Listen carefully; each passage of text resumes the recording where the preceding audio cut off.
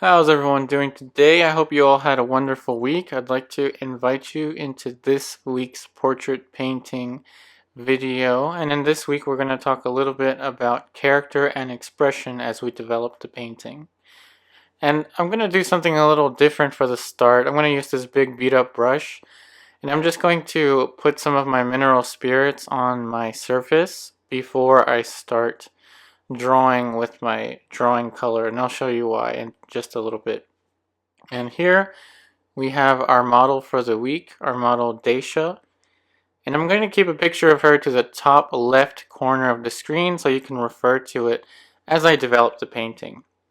And so the reason why I put this wash onto the surface is so that I wouldn't have to dip my brush into the mineral spirits first, because I found that that can kind of cause problems because we don't know how much mineral spirits to put onto the brush. So there is no mineral spirits on the brush, and it's just the mineral spirits that I put onto the panel to begin with to help the paint run a little bit. So it pretty much has the same kind of feel as working with vine charcoal.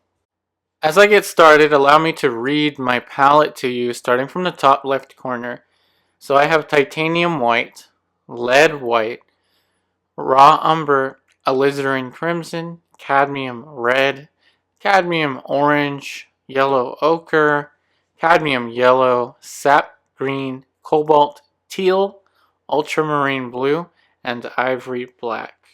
And if you would like to know exactly which paints I'm using, which brushes I'm using, and which panel I'm using, I'm going to type up that information in the description box below. So if you want to know more about the materials that I'm using today, just look into the description box below to see that information. Now, as far as the painting at the stage that it's at right now, you just saw me use just a few simple straight lines and angles to place just a basic shape for where I think the head's going to be placed. Then I indicated my center line, that was that first line dividing the middle of that simple shape of the head. And then I added in a little blob, a little axis there for where I think the eyes are going to go, and a little dot there for the nose, and another little mark there for the mouth. And now I'm starting to draw out the structures of the eye sockets. One structure to the right of your screen, another structure to the left of your screen. And I'm doing so still kind of in a very simplistic manner, using straight lines and angles. I can't really know for sure if anything is in the right kind of place yet. So I'm not really trying to map out perfectly where my shapes are going to go yet. I'm trying to get something started. I'm trying to start with something, and I'm trying to make simple indications of where I think the features are going to go, solely based on seeing, just using my eye to help me make these marks. Now drawing a little bit more on the side of the face. And with this one, since we're going to talk about character and expression, I'm going to utilize this stage. I'm going to make more use of this stage of the painting. So that is, I'm going to be drawing a little bit more to talk about things that I think about whenever I'm trying to capture someone's unique character or their unique expression.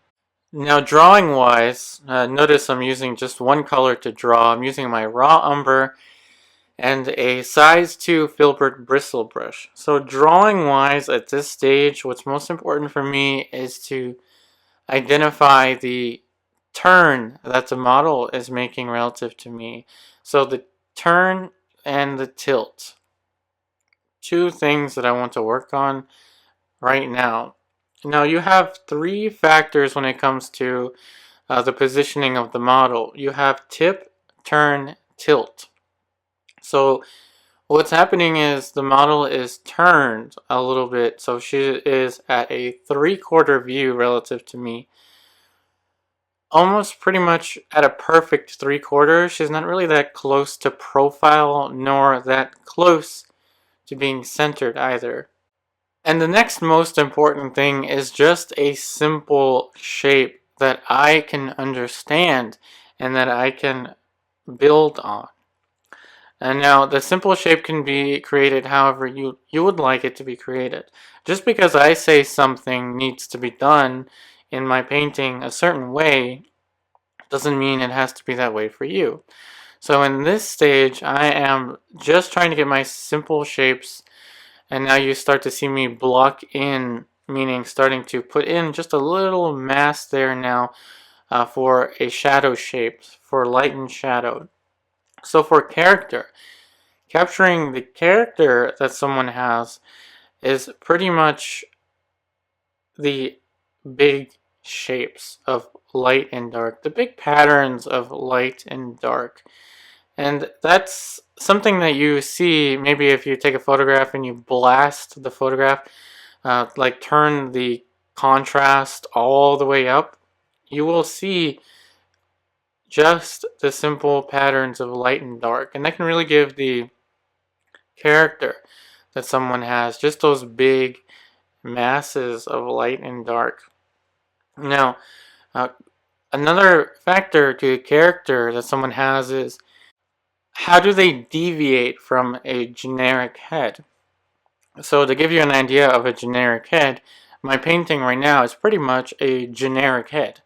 It's very generic. The eyes are pretty much in the center. You can see that the model is 3/4, and you can see that the model is tipped down a little bit. So you can kind of see that by the mark that I made for where the ear is going to go. Notice on a horizontal axis, that ear is just a little bit higher, or even just perfectly matched up with where the nose is going to go, indicating to me, or indicating to you, that the head is not tipped all the way down, and it's not tipped all the way up either. So in any case, right now, what we have is a generic head. Some of the features may resemble the model, but nothing is giving me yet the expression or the character right away of our model.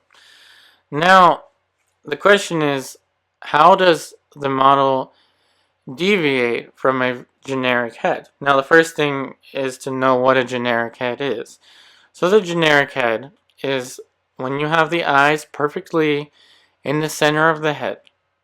The distance between the two eyes is equal to the total length of one eye. And you may already know the basic proportions of the human head. So to capture character and expression, you need to know things such as the length of the nose is 1/3 of the face, forehead is another third, and then length from the bottom of the nose to the chin is another third. Just simple things like that. And if that confuses you too much, just look at my painting. That is very much a generic head. Very cartoony like generic head. So don't be confused if you don't know the exact proportions of the basic generic head. You're staring at them. That is what I did for the start of this painting. That's usually kind of how I work. I don't really tell myself that I'm going to start off with the generic head and then make it more accurate. I usually don't tell myself that. Notice now I'm starting to carve out that outline to try to get more specific. So as we move on from this stage of the development of the painting, we are going to move from this more generic head, this more everyday, everybody, anyone kind of head, to a more specified development. Now the question is, again, going back to how do they deviate from the generic head? Well, if you look at the photo reference and if you look at the drawing that I have on my surface, clearly, at least to me, the big thing that jumps out is the eyes. Now I know that the model is looking down, but the eyes are a very big eye catcher for me. The structure of the eyes on this one particular model is very catching, very, very strong, very prolific, along with the cheekbones. The eyes and the cheekbones, and even the lips. Eyes, cheekbones, and rather large lips. Now these are the things that I notice at a glance. if I look at the model, close my eyes, look at the model for maybe a split second, those are the things that I notice right away that are different from any kind of generic human head, such as the one I started out with. So now, if you don't know which brush I'm using for this, this is just a dry, clean bristle brush. So it is a clean and dry size 4 bristle brush that I was using for my eraser. So when you put that wash of the mineral spirits on your surface, especially a smooth panel, you can erase your marks with a dry bristle brush. I will say my eraser brushes are usually a little more beat up. Notice that brush is a little kind of beat up, and when bristle brushes get beat up, they can actually be kind of nice because they're almost like stumps, like a stump that you would use in a charcoal drawing. Now, if you don't know what a stump is kind of like a blending tool that you can use when you're creating a charcoal drawing, but you can also use it to erase lightly. If it's a clean stump, you can use it to erase as well. But in any case, that is my combination of brushes that I'm using. Just the raw umber on the size 2 Filbert and the size 4 Filbert fairly beat up bristle brush that I'm using as my eraser brush. Now I'm going to switch here to some paper towel because starting off with that wash is nice for the first 30 minutes or so, 20 minutes, but then the paint will start to settle in, and that is not a problem. That just means it's time to switch to a different material. So in this case for me, it is the piece of paper towel that I use to push out that light just a little bit. So now if you notice, I'm starting to carve out a more specific shape now for the eye sockets. Now I want the eye sockets to be as strong and as profound as they are on the model. Now I'm not going to try to go into all the values just yet, but what I'm going to do right here with my eraser brush is very lightly just push this shape a little bit higher up, a little bit higher on a vertical axis. That's all I was doing. And now I put just a little bit of mineral spirits actually on that eraser brush, just a tad bit, to push the paint out a little bit more. Now I'm trying to really grow out this structure. Now to get the expression of the model, now the character is within the large shapes, but now the expression is what lies in between those shapes. Now the eyebrows play a pretty important role in the expression that you're trying to capture. And so her eyebrows are at a very particular angle. Now the angle of her eyebrows is going to help me out in terms of the expression. You can think about it, if somebody is very frustrated, they're looking at you, their eyebrows are going to look a certain shape. If they're kind of peaceful, kind of happy to see you, their eyebrows will be in a different kind of angle. Now, her expression is very calm. She is very relaxed. She's not upset, and she's not bored. She may be bored, I can never know, but her expression to me seems very content. So the eyebrows that I drew in there hopefully will kind of reflect that. And again, I'm trying to keep everything as simple as possible, simple and easy for me to work with. As I usually say, if I keep something simple and easy for me to understand, then when time comes to make corrections, those corrections will also be simple and easy to understand. If you see the shadow shape for the nose, extremely simplistic, almost looking like a parallelogram. Now I'm going to go into my medium. This is walnut oil. So I'm using walnut oil now to thin out the paint that I'm going to be using on my brush. So now using the walnut oil will help me increase the fluidity of the paint, but I don't want to use too much of the walnut oil. So that's why I dabbed the brush a little bit onto my paper towel after dabbing the brush into my cup. Just a little bit of walnut oil will help increase the fluidity of the paint. I reiterate, if you would like to know exactly which materials I'm using, so exactly which walnut oil I'm using, I'm going to have that information in the description box below. So if you want to know exactly what type of walnut oil medium I'm using, that will be given in the description box below. But now if you notice, I've switched brushes. I'm using synthetic brushes now to mass in the large shapes of value. And if you notice, I started off with the background, which I usually don't do. I usually start off with the dark mass of the hair, like I'm doing right now with this brush. And so there's no particular reason for that. I mean, I'm not a robot. I don't like to do everything exactly the same way every single time. So I put in the background color first.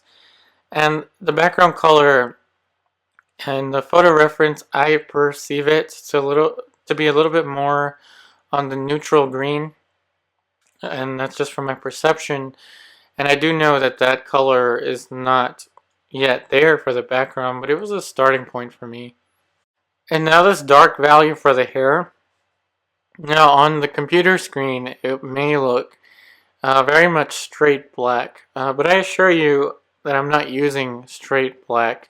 If you saw, I did dilute the ivory black with some other colors in the palette. You can see that I did put other colors into that mixture for this dark mass of the hair. But in any case, what I'm trying to do with the rest of the painting is fill in large masses of value. Now it's important in trying to capture the character that someone has to really try to focus on those large, simple shapes. If you imagine seeing someone from across the room, and you don't really see eyelashes, you don't really see dimples, you don't see their eyelids, you don't see any kind of things that you would think of as details. You don't see any details when you look at someone from across the room, but you do notice who they are, and you can pick up on who they are right away, especially if you've known them for a long time. And that's that kind of first impression that I'm trying to build in the start. So now starting off with the darker shapes allowed me to start with my lowest values. So I think of high values as the lighter values. In the lower values, I'm just going to call them lower. So I'm also going to use terminology as one up or one down. So let's talk about what that means. So the background to me is one up in relation to the values on the hair in terms of my value scheme on my panel, meaning that the background is a little bit lighter than the hair, and that's all. And now I'm starting to mix up with a different brush. Now if you notice, I'm keeping a separate brush for the background, a separate brush for the hair, and now a separate brush for the dark mass of the shadow shape. And so now the value for the shadow shape is one down in relation to the background color, but it's also one down. It's also one up in relation to the hair. All that means is that the background value is lighter than the shadow on the model's face. That's all that means. The shadow on the model's face is darker than the background, but the hair is also darker than the shadow on the face. That's all that means. I'm just trying to get these simple values to work in relation to one another. As far as the color mixtures are concerned, I am also perceiving the shadow on the side of the model's face to be a little bit still kind of on the greenish Yes, that's a big exaggeration, I know. But I see it more on the greenish scale than I see it on the pinkish scale. And you may be thinking I'm kind of colorblind, and I may be, but in any case, I do perceive it to be a little bit on the greenish side in relation to, let's say, the light on the face, on the flesh tones, as you can see in the reference. But I don't see it as greenish as the background. So, in a simple sense, the color or the hue of the shadow on the model's face is a little bit warmer than that of the background, but I still perceive it to be greenish, certainly more greenish than, say, the dark mass of the hair. And so keeping these shapes of color as simple large masses is a very useful tool for me to capture the overall image that I'm trying to portray. Now you can count them.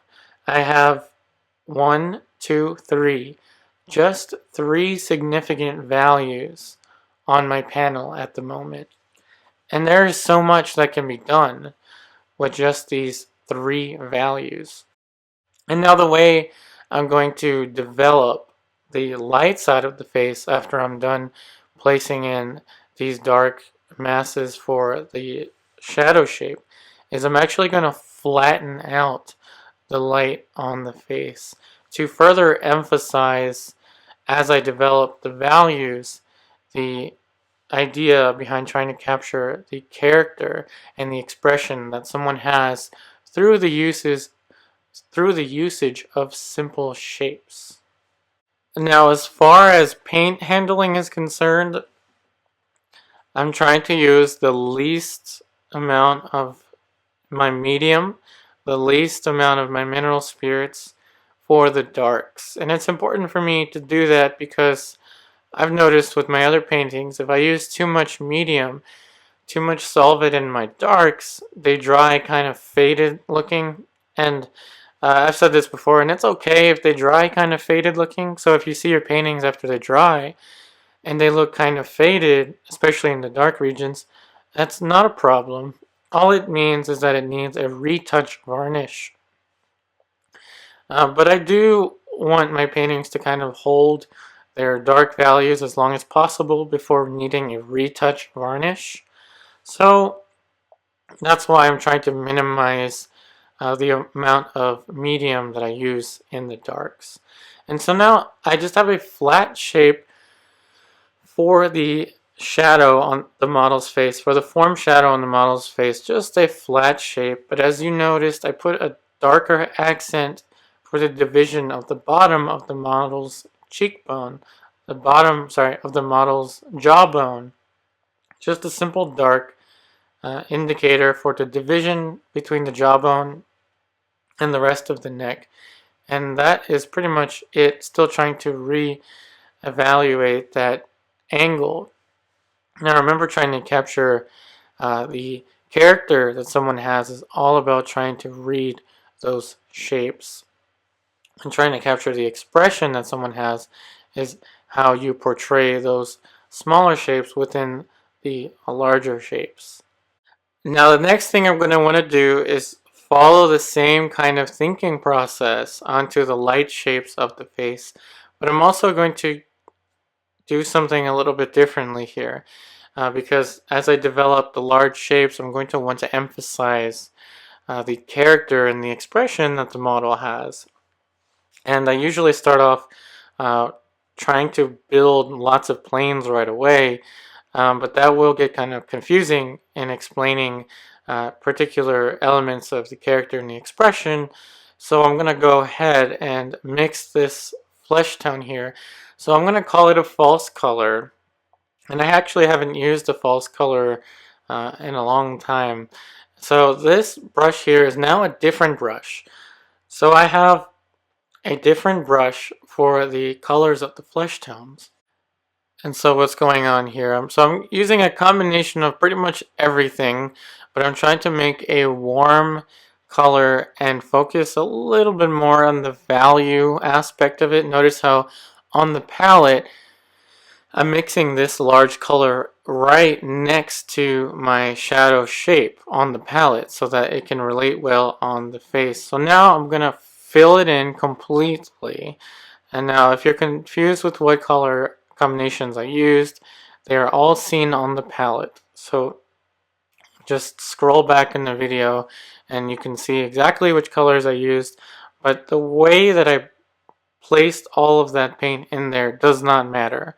I just scumbled it on, kind of feathered the paint onto the surface. That is the irrelevant work. That's just filling it in. So nothing was lost there. I was just trying to fill something in for the light masses of the face. Intentionally going a little bit warmer and intentionally going a little bit darker. And so the reason being that it is easier for me to build cooler values on top of warmer values.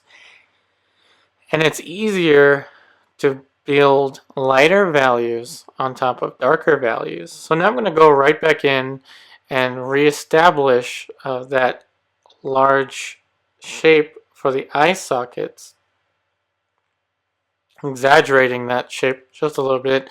I just put a simplistic indication for the large structures of the eye sockets, even though it just looks like one large eyebrow. That's just an indicator for me to say, hey, this is a very significant structure and it's a little bit larger than usual and it's a little bit more profoundly catching my eye than usual. So that's the reason for that large eyebrow looking thing for the eye sockets.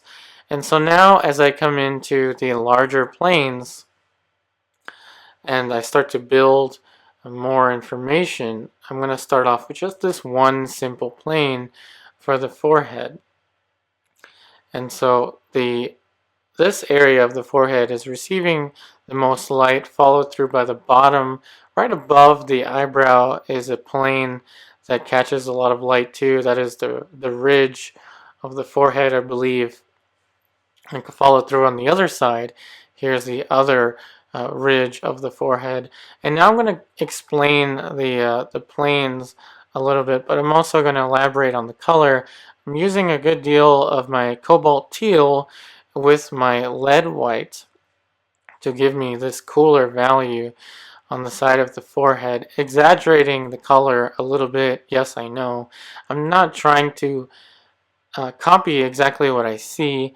I'm trying to interpret it in such a way that I can construct a tangible image, yet allow a little bit of my perception to take hold of the structures here. Meaning that I did perceive, say, this corner of the side of the forehead to be a little bit warmer, but I didn't push it as warm quite yet.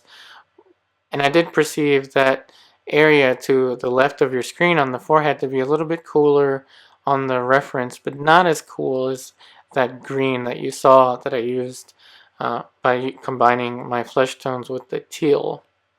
So that was just my own kind of change in terms of the color. Now, as I develop these structures, it does kind of play a role into emphasizing the character that the model has. Now for her forehead, that ridge, that frontal ridge, this area right here receiving light, is very predominant. On many portraits that I've painted, that frontal ridge is a little bit more subtle, almost not even there. But in this portrait, that frontal ridge is going to play a big role in the character of this one particular model. And now, as I develop the planes, just a little bit of alizarin crimson, some more of my cadmium red onto that mixture that I had. I'm going to follow through now to the bottom of the face, a little bit lower on the plane of the cheekbone. So there's the zygomatic region of the face. I did perceive it, of course, to be a little bit more on the pinkish side in relation to the forehead. So I'm kind of following through the forms, working from those large masses of the forehead down to the larger masses on the cheekbones. Now remember I said before, the large structures of the eyes and the cheekbones really caught my eye with this model, along with the larger lips. Really caught my eye, and so that's the reason why I flattened that large mass of color at first for the flesh tone, so I could do this, so I could emphasize the areas to me that really give the character that the model has. And so now with just simple brush strokes, I filled in large masses right here for the eye sockets. Those eye sockets are very predominant, as I mentioned before, and so I'm really trying to capture the whole volume of them as quickly as I can using simple masses of paint. Pretty much just two tones right there for the eye socket. One light value emerging from those dark masses that are laid in first, and then another light for the light plane on the eye socket, the lightest plane. Now again, a plane is pretty much just thought of as a simplified concept of a flat sheet in three-dimensional space. Now if that confuses you, think of my panel in the room. My panel that I'm working on is a plane. That is a flat plane catching light in a three-dimensional arena. That's all a plane is. And I'm trying to work using planes, plane by plane, thinking about the value first and then the relative color. So the value on the side of the forehead right here is actually not in shadow. That area that I painted in is a very dark light, but not quite in shadow. But the hue, I do perceive it to be much cooler because it is getting some influence from the surrounding lights from when I took the photo reference. So I went ahead and put that darker plane that's not quite in shadow, but it's a little bit more on the bluish side in terms of the hue. Now, working from general to specific is a very useful tool in terms of developing the overall character that someone has when you start with something more generic, and then you start to make it more and more specific as you develop the painting. So this plane right here, this is the glabella. So the glabella on this model is a little bit, in terms of the reference image, it's a little bit thinner than I'm kind of used to. So that's the way that I think in terms of trying to capture the character and the expression that someone has. So more particularly the expression for the area right here. So the expression I'm trying to capture is very relaxed. Now you can't really see it with the painting right now. The painting is still in its big masses of color stage, if you will. I'm really trying to indicate the simplicity of the shapes surrounding the planes of the face, so that I can come back in with my smaller brushes, as you'll see later, to further sculpt out the specificity and further develop the expression that the model has. So in a sense, don't quote me on this, but I'm trying to capture the character, the large overall picture, and capture the character of the model before I get too caught up in the expression. Don't quote me on that. Some people may say try to capture the expression first, but in any case, it's all talking about the same kind of things. Just the simple shapes that really give rise to the underlying structures. So now each individual plane, each individual application of paint that I'm applying onto the surface here is trying to sculpt out a large simplistic plane. So you can imagine I'm working from the inside out. So I'm working from the inside shapes, working my way out. Notice working from the cheekbones, the areas of the planes on the model's cheeks, working my way out from there. Outlines to me at this stage are almost nothing in the way that I'm developing this painting. Look at this shape right here in the corner of the eye socket. I'm not really too hung up on the outline of that eye socket, more focused on the overall values within that eye socket, and then I'm going to be working my way out from there into a more refined shape. So in a sense, outlines are nothing to me at this stage of the painting. I'm much more focused on those shapes that lie within the structures, such as this plane right here, or the corner of the eyelid. Don't really care too much about the exact curvature of that eyelid just yet. Just care about that large value in a very simplistic way. And now I'm going to add even a little bit more light here to the corner of it to add more volume to that eye socket. Still not terribly focused on the outline, more focused on the overall placement of that structure and focused on the large values. And as I continue to add more and more planes, the outline will become more and more specific. And that you don't always have to work this way. It can be very relaxing to figure out a finished outline for the face and then come back in and just fill in the colors.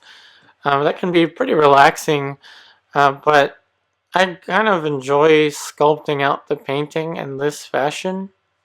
Just the physicality of it, just applying large areas of paint and then sculpting things out. Just physically, I like working this way a little bit more. But I do sometimes do a very finished, like, line drawing or maybe an underpainting. I actually have some videos where I did do an underpainting, I think one in particular, where I did do an underpainting and then come back in with colors.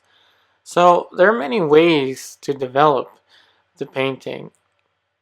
Just because one person says one thing doesn't mean that it always has to be done in that one particular way. In fact, I encourage you to break as many rules as possible and explore as much as possible. Explore as much as you can with painting, and you may discover new things. I certainly don't like to do the same thing all the time. But in any case, I'm filling in now more planes for the cheekbone. That area had just a little bit more alizarin crimson into the mixture. And now I'm going to be adding a little bit more of a curvature on the structure of the model's cheek, top plane of her cheek, the zygomatic region.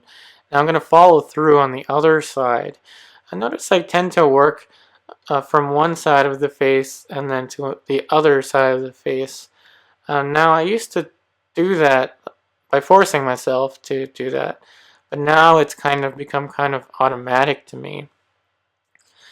And this is also part of the learning process, especially with painting. Notice this large plane here now for the bottom of the nose. Before, I really had to think really hard about making sure that I followed through from one side of the face to the other side of the face, using large masses and simple planes. Before, I really had to think really hard about that. But now with so many paintings, so many portrait paintings that I've done, it kind of becomes automatic to do that, to work from one side, follow through the forms to the other side. Notice right here, I'm following through that plane that I put to the bottom of the nose to the other side of the cheek. So the learning process, at first you really have to think really hard about doing something like, say, not losing your light and shadow shapes, or maintaining your values as simplistic as possible. At first, it takes a lot of thinking to do that with your first couple paintings where you attempt that. But then it starts to become automatic, almost like driving a car. You really had to think really hard about how to maneuver the car around, say, in a parking lot. Then you got used to how the car handles, and then the handling of the car became automatic as you were then focused on maneuvering that car around traffic. So in this case, I kind of learned how to maneuver the paint onto the surface, say from one plane to the other plane, but now I'm trying to maneuver that paint around the surface such that I follow the structures that are given to me in front of me so that I can portray the character that the model has. And in this case, this plane right here for the bottom of the cheek is going to be really important for me in terms of the overall curvature of the model's cheeks. Now her cheeks are very predominant in terms of the character that the model has. Her cheeks are very delicate and they're very expressive, at least to me. So trying to capture each individual shape to reflect the overall character that the model has is yet another level for me in terms of just trying to figure out where each individual shape goes. And so not to say that it's an overly advanced topic. You can do this. You can capture the expression of a particular person in this way. It just takes a great deal of practice and noticing the things on the model in front of you that catch your eye first. As I said, the structures of the model's eye sockets, her cheeks, and her mouth, which I will get to in another clip, the mouth, but trying to capture the volume of those structures using these large planes and large masses of color is something that you can do. Now, working from general to specific, you can kind of think of it as working from a beast to beauty. Think of Beauty and the Beast. Well, we're starting off with the beast, and then we're going to work our way to beauty. And so it takes a great deal of discipline to work in such a way where the painting is not very beautiful for a long time, and then we come back in and then sculpt out the beauty out of that large mess. It takes a great deal of patience to go from beast to beauty, but I assure you, to me, it's happened many times where I tried to start off from beauty and end up beast. So I'd rather start off beast and then work my way from beast to beauty. In this case, I now have these large masses of values and colors, and it's enough for me now at this stage to come back in with these smaller brushes. Now, in terms of the color arrangements, each individual large area of color that I developed in the previous clips, I will not try to deviate from those color mixtures. And so now what I'm going to try to do is add in smaller shapes to capture more of the expression that the model has. And so the expression, I don't mean in the sense of, is she happy, is she sad, is she angry, is she cheerful? That's one aspect of the expression, at least to me. The other aspects are the exact curvature, say, of the corner of the model's eyelid, say in this area right here, the exact curvature that it's making in relation to the light.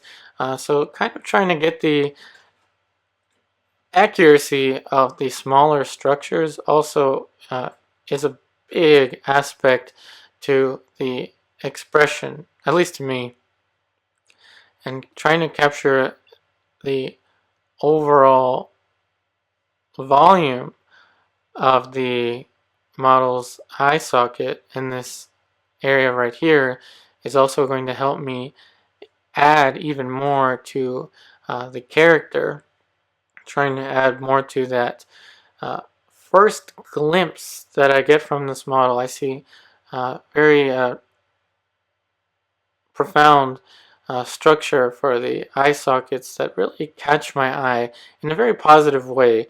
They're very predominant features on this model's face, as I mentioned in the beginning. And so now with the smaller brush, I'm working my way from beast to beauty by sculpting out these values indicating the curvature of the model's eye socket, but then this will also give me that outline. Remember before I said the outlines were almost nothing in the case that I was working from the small shapes, the inside out. And so now we're building the outline. So now you can see the outline becomes a result of the planes that were developed in the stages of bringing in those large values. Notice this value right here, and not only does it give you a value for the bottom of the structure of the model's eye, but it also gives you an outline. Along with this large accent of dark value on the top, this area right here, not only tells me that this area right here is a concavity that's receiving very little light, but it also delineates an outline for me. And again, you can do this in many different ways. You can do this first if you're more comfortable with outlines. You can try to figure out a finished outline first and then come back in and then fill in these values. Totally up to you. Completely up to you. But to me, it's just a lot of fun to try to work this way to build these large masses of color and then come back in with this small brush and start to further delineate the shapes. And now the brush that I'm using, these brushes that I'm using are synthetic size 1 round brushes. Synthetic size 1 round brushes, and the exact manufacturer comes from Plaza brand, but I'll write down the specifics in the description box below. So again, if you're interested in what materials I'm using, it will be written up in the description box below.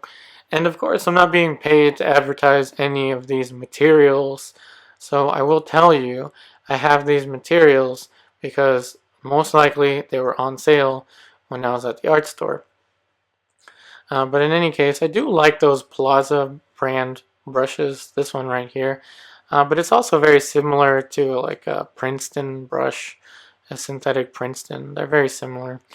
But in any case, this synthetic size 1 round brush, I like to have a round brush when I'm getting into these smaller forms, such as the curvature of this eyelid as it wraps away from the light, and the curvature of this part of the corner of the tear duct as it wraps closer to the light. I like having the round brushes, to be honest, because it's kind of similar to a graphite pencil for me. So when I work in graphite, I haven't worked in graphite in a long time, to be honest, but I like having a sharp pencil when I start to draw in more delineated forms in any kind of drawing. I like having a sharp pencil, and so having this size 1 synthetic round brush to me is almost like the feeling of having a pencil. Notice how I'm adding in each individual plane, and the brush stroke is applied in such a way that I'm kind of feathering it onto the surface. Very light touch. It doesn't take much to apply the paint onto the surface here to develop these forms. And like I said before, I'm trying to go from beast to beauty instead of going from beauty to beast, because these shapes are very small, very minute, but they do add to the overall expression that the model has. And so the big picture to me really gave me the character of the model, but now the expression I'm starting to get with these smaller shapes. Notice the little glimpse of light on the bottom of the eyelid there. So now I'm going to go into the structures of the nose. So now I'm going to start off, again, we're working from beast to beauty. Notice that nose is a beast, so I'm going to be adding on top of it with these simple planes, just a simple plane here. I show you the mixture is nothing more complicated than lead white, alizarin crimson, probably some cadmium orange, and a tad bit of raw umber. Nothing more for that. And for the highlight of the nose, I pretty much actually just took a light that was already on my palette. Now I'm trying to work from the inside out with the nose. Now notice that I'm starting off with the bulb of the nose. The bulb is this little spherical looking shape to me. And so I'm working my way from the inside out, but I'm also thinking of the overall turn that the model has in relation to me. Now, the fact that the model is 3/4 view relative to me means I really don't want to frontalize that nose, meaning I don't want it to be front and center. I want it to be on its axis. So the way that I will create this structure and not lose the overall turn of the model's face is to make sure not to lose the side plane of the nose and the cast shadow of the nose. So if I can maintain that side plane as I develop these shapes, then I should be pretty good. Now, the side plane is the area to the right of my brush, not this area of the face, but the area to the side of that half tone to the side of the nose, just that little area of paint. So now I'm starting to think about this vertical distance here. So if I draw vertical from the corner of the tear duct to the left of the screen, so all that means is if I draw vertical from the left of the top area of the eye down to the nose, think about it as, this is going to sound kind of depressing, but think about it if she was crying, what path would that teardrop make to get to the nose? I'm trying to picture that path so that I can further articulate the exact outline of the model's nose, and figuring out that outline using large values of paint. Now remember, I said outlines in the beginning to me were almost nothing, and now I'm going to start to build those outlines. And I'm also working, if you notice with the nose, I actually kind of work the surrounding planes as well, and not just the nose in isolation. So all it's going to take is just a few touches here to give me the corner of the model's nose, and then from just those few brush strokes we will have a nose emerging. And again, working from inside shapes to outside shapes, I now I'm going to put a lighter area beneath the nose. I notice it's still catching a little bit more light, but at the same time I'm also going to use this value to carve out a more specific shape for the shadow of the nose and the cast shadow being casted from the nose, and still not really trying to put in too much detail. I'm just trying to capture the simple shape, the simple pattern of light and dark. And now I'm going to follow through to the top of the wing of the nose to the left of the screen, and that pretty much gave me the shape of the nose. And now working my way down to the lips, I'm starting off with the top of the middle of the lips to try to make sure that I have the accurate distance from the middle of the bottom of the nose to the top of the middle of the lip. So this little brushstroke right here is meant to tell me kind of the length of the philtrum. And so the philtrum is a plane that I just added right there. The philtrum, if you picture, is that teardrop looking thing from the middle of the bottom of your nose that goes all the way down to the top of the middle of your lips. So I'm going to try to delineate that just a little bit more, but it's not a very predominant structure on the model. What is more predominant here is the volume of the lips. And so to capture the volume of the lips, I'm going to start off by first trying to accurately place the top center of the lips and then build from there. So now I'm going to go down to the middle of the lips, so the division between the upper lip and the bottom lip. Just a little brush stroke there to indicate to me the actual division between the two. And I'm going to follow through on the side of the model's lip right here to follow through at the corner of the model's lip.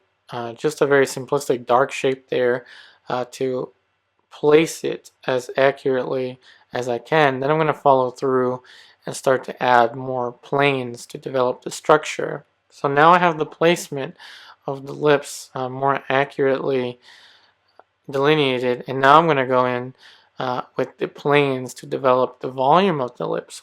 To develop the volume of the lips, all I really need is a top plane, a side plane, and a bottom plane, and kind of soften the edges in between. So that's pretty much all I'm going to use to develop the curvature of the model's lips. So we kind of already have that. We have the plane that's furthest in light, we have a middle plane, and we have a side plane on the corner of the lips. And now even following through to the bottom, we have the darker accents of the bottom of the model's lips. And these structures really help me to create the illusion of the curvature of the forms without having to do too much blending or too much rendering. Just the most simplistic touches here and there for the overall volume of the model's lips will give me the illusion of light on the form. In terms of capturing the expression that a model has, it's sometimes more important to understand what you're leaving out so that what you put into the picture is that much more significant. And to me, it was these two little glimpses of light on the top of the lip. Those little glimpses of light on the lower lip, to me, read from a very far distance from the reference image of the model. So rather than trying to get caught up on all the small details of the lower lip to get the expression, I wanted to think of what do I notice from far away. And it was those two little glimpses of light in the bottom or the top of the bottom lip. And they do read from a distance and hopefully give me more of the expression that the model is making. So now going back in to carve out the outside shape. Now remember, you could have done this however you like. You could have done this by first figuring out the line drawing, a perfect drawing, or as perfect as can be made in terms of just simple outlines, and then coming in and filling it in. That's a perfectly valid way of working, of course. Anyway, is a perfectly valid way as long as it's something that you can understand. But in any case, I came back in and established where that outline was, and I'm okay with that outline now. So I'm going to work the surrounding areas of the face again. In this case, I'm going to start to paint in the shapes for the neck and for the collarbone, the clavicle. And so I'm going to start off with just a few simple brush strokes here just to indicate the path that I'm going to be traveling on. Still trying to work my way from the inside out, especially with these larger masses for the bottom of the model's neck. And so I'm just trying to fill the surface with paint right now, utilizing the paint that's on my palette. And so, yes, the entire palette is now covered with different values, and it's been there for a while now. The palette itself, if you can see, it's ordered from the lighter values at the top, the darker values at the bottom, and there's a kind of arrangement of cooler colors on the side, the right side of the palette right here, and then warmer colors kind of to the left. So I'm actually using the layout on my palette now to help me gauge colors and values more quickly.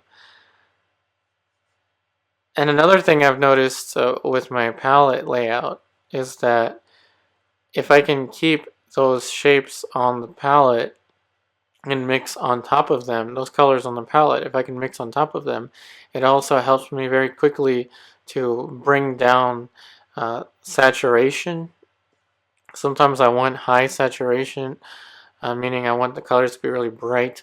Other times I don't want the colors to be very bright, and I want them a little bit more subdued.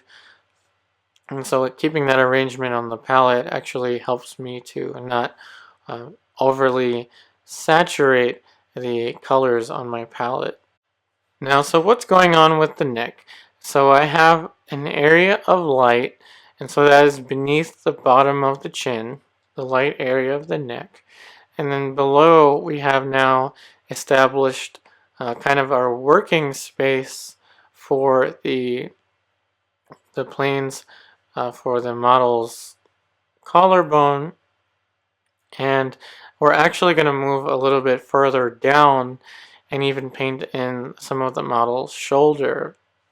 And that was thought out in the beginning when I placed the model's head a little bit higher up.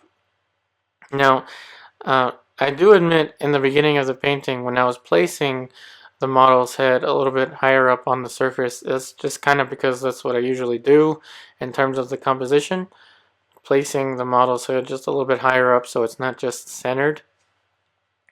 But as this painting developed, I started to realize I think I kind of want to paint in the rest of the model's neck and her collarbone and even the shoulder. That was kind of an afterthought, really.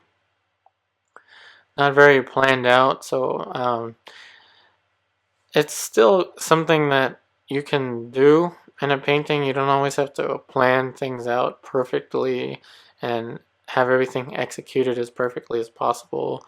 It's nice to leave room for spontaneity.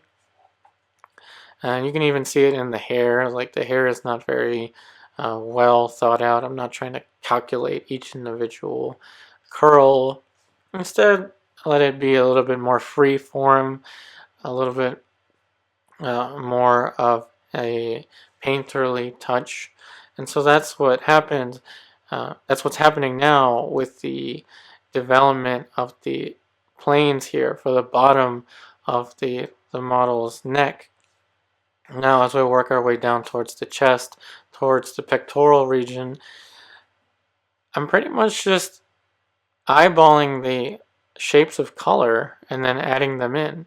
I have a little darker mass right here, and so optically seeing it and then just painting it in there, optically observing it, physically just recording it onto the surface. Now I'm thinking of placing in that dark mass that I just put in a little bit darker and then coming back in with this lighter mass right here. So to establish a curvature gradient from light to dark, as I mentioned a lot, it's easier to put something dark down first and then add some light onto it. Now notice how I'm building these lighter planes now on top of that. So I'm kind of creating a gradient from light to dark from first putting in that dark shape that I had initially painted in there. And the colors are not deviating too much from the colors that I had on the flesh tones of the face.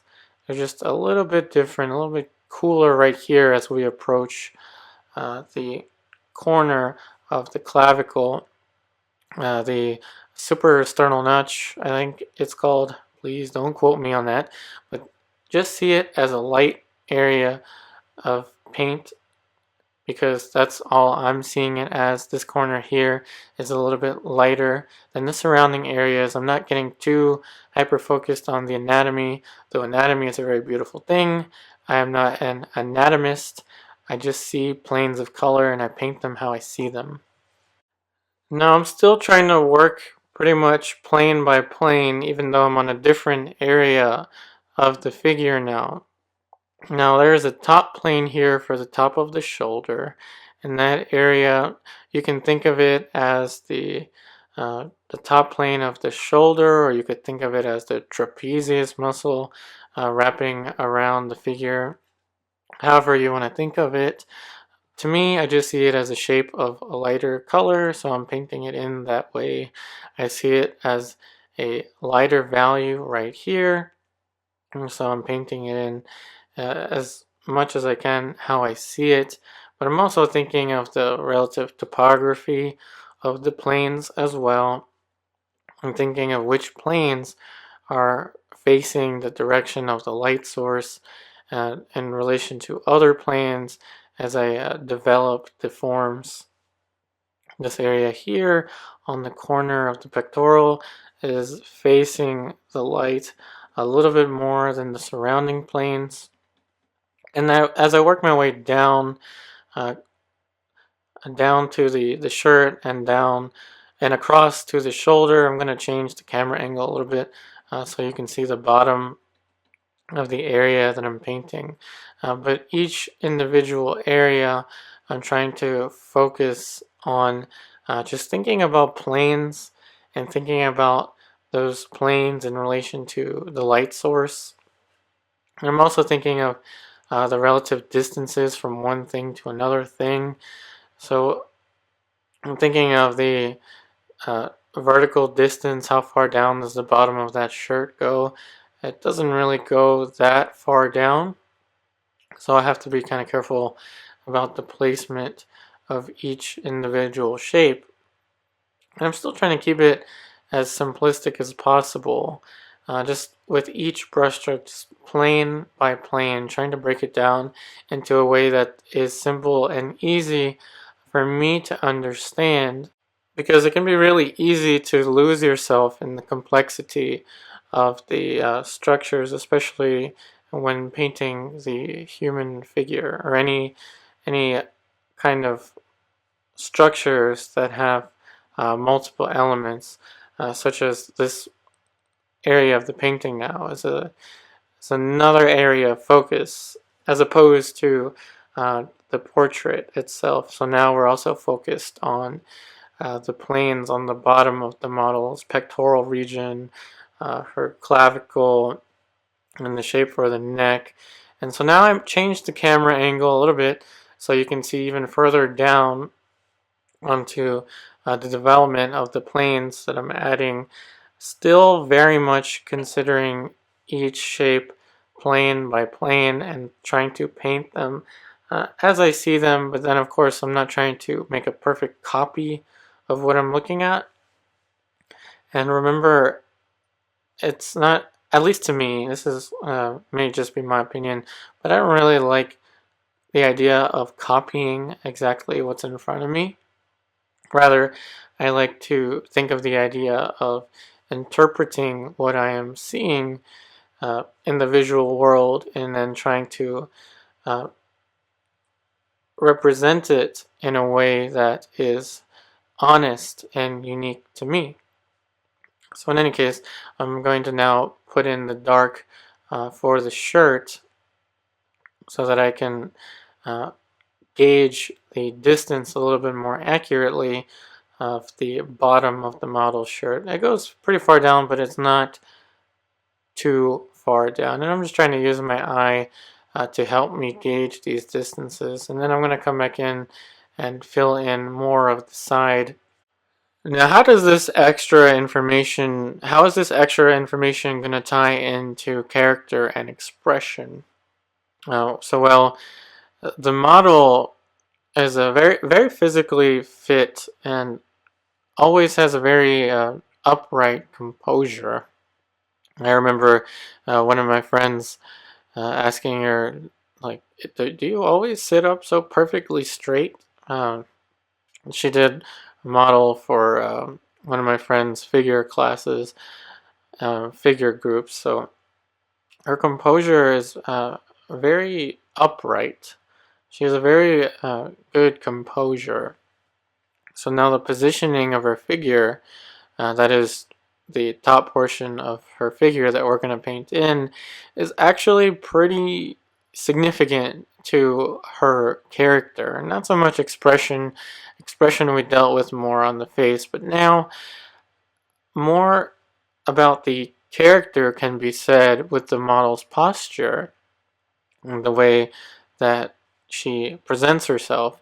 And so we're going to paint in her arm now. I'm going to add in, using the background color, I'm going to try to draw the how far the shoulder goes out.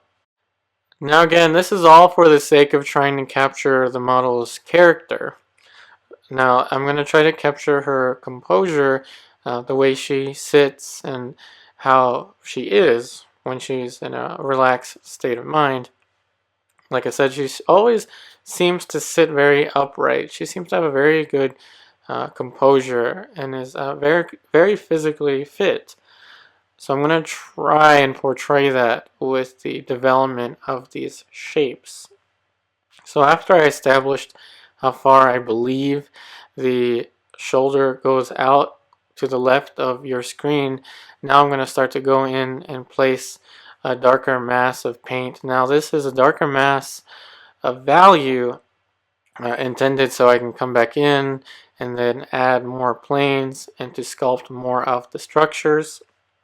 So we're working pretty much still plane by plane. Now we have some paint indicating to me the direction or how far the model's shoulder is going to the left of the panel. Now that distance of the shoulder is pretty important in terms of establishing the proportion of the model's shoulder. So I'm very careful on the placement of the corner of the model's shoulder. It certainly doesn't go anywhere near, say, her shirt, and it doesn't go anywhere near, say, the corner of the panel. It's somewhere in that kind of relative area that I placed it in. And yes, I know the hair is a little bit exaggerated, and that's kind of on purpose. I just like making shapes like that. So now I'm going to use a vertical from the corner of the side of the model's face to this dark shape right here. And so this dark shape is going to give me the shadow of the model's arm as it wraps around closer to the pectoral, the chest muscle.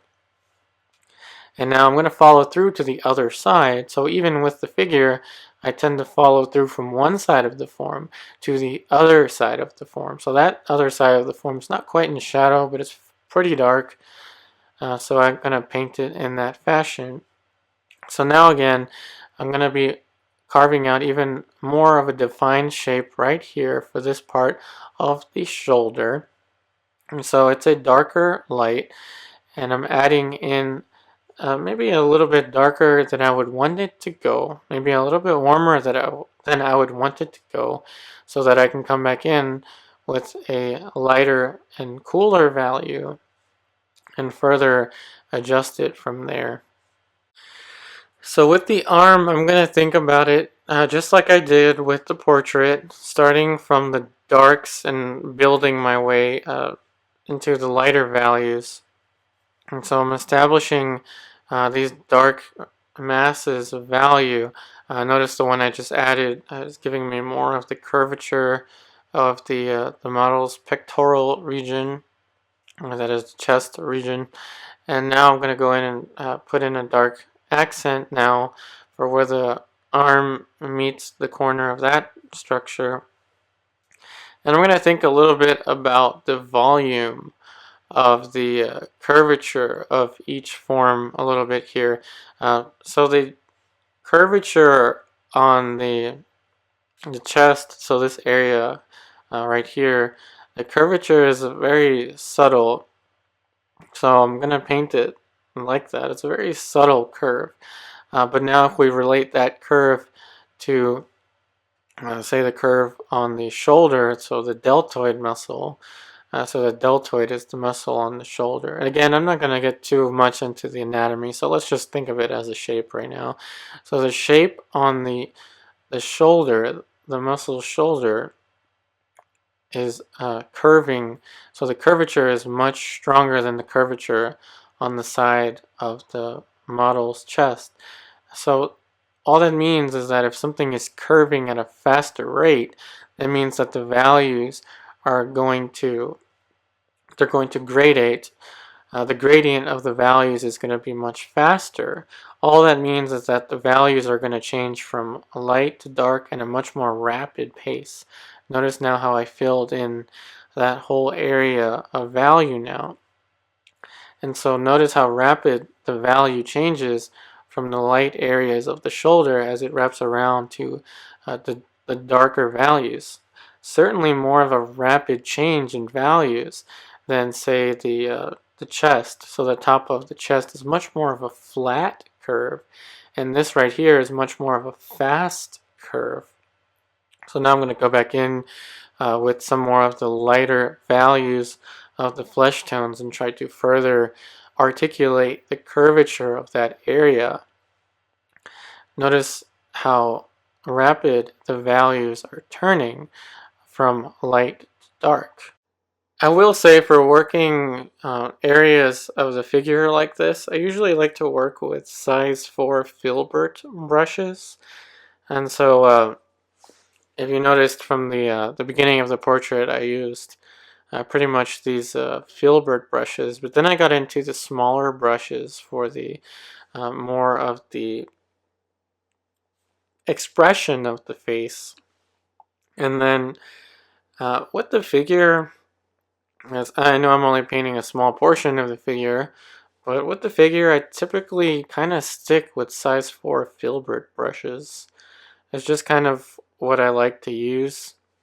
They're very nice in sculpting out large planes, and they're good at keeping me away from any kind of minutia or any kind of small details. I've also used flat brushes. Flat brushes are pretty good at sculpting out planes because they kind of they feel like working with chisels. But with Filberts, it kind of allows me that kind of chisel-like mentality, like a chisel to a stone, but it also gives me a nice curve, so I can also round out certain areas as well. Notice I'm adding in now a little plane here to add a pathway between one form and another form. And so with the Filbert, it allows me to not only create that flat plane, but depending on how I turn the brush, it allows me to create a kind of a value gradient. Notice here how I'm just like patting on the paint onto the surface to create that flat plane, but then coming back in with a more soft touch, I can add more of a gentle gradation of values, a more gentle gradient of values right here. And just turning the filbert towards its round side actually helps me to further create softer edges that I wouldn't be able to do with, say, a flat brush or a round brush. Now going back in and establishing even more of a top plane right there. Notice how I'm building these lighter values on top of the darker values. And it really helps me to start off a little bit more on the mid-tones, a little bit in the darker mid-tones, and then add the lighter values on top of. So now we're at the top register of the palette in terms of values. Now we're going to put in this light right here on the chest. It's receiving a little bit more light, so I'm going to put in more of a light there, and then I'm going to follow through on the clavicle, and there's a little bit more of a light right here on this corner there, and just thinking of it as a spot of light.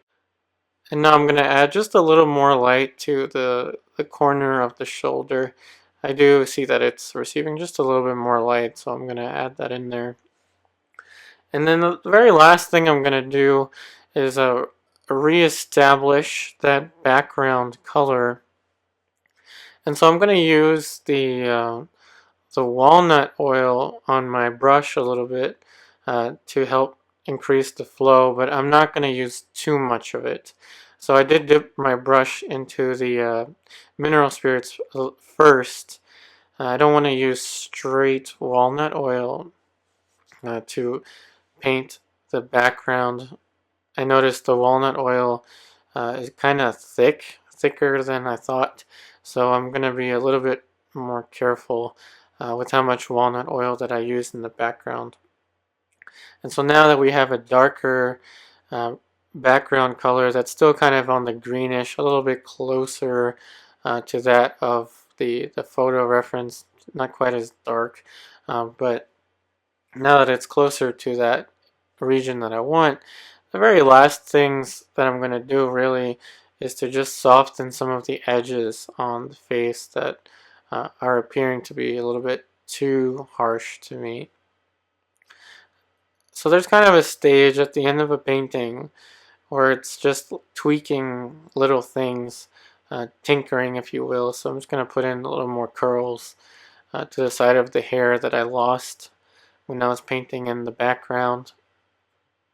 Just small little touches now, here and there, for the portrait. And again, I really want to think about the way that this image looks, say 10 feet away, instead of the way it looks, say 7 inches away from the panel. Because that's really going to be the first impression, and that's really going to be what's going to bring people to the painting. And so now with a clean, soft brush, I'm just going to lighten some of the edges, and a little bit on the forehead is pretty much all that I want to soften. Just these little planes right here that were a little bit too jagged. And with that, we have just completed this week's portrait painting demonstration. I hope it helps you out. And always remember, you will always learn something from each and every painting that you create. And it may not always be obvious that we learned anything, but you do learn something. And that learning adds up with each individual painting that you create. And it makes you that much of a stronger painter. I wish you the best in all of your artwork, and thank you again so much for watching my videos, and as always, stay tuned for next week's video.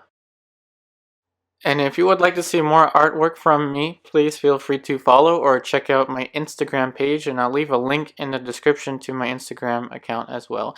And if you would like to contact me, I will also leave a link in the description to my website. So if you'd like to contact me, please do so through my website. And I hope you have a great week, and I will see you next time.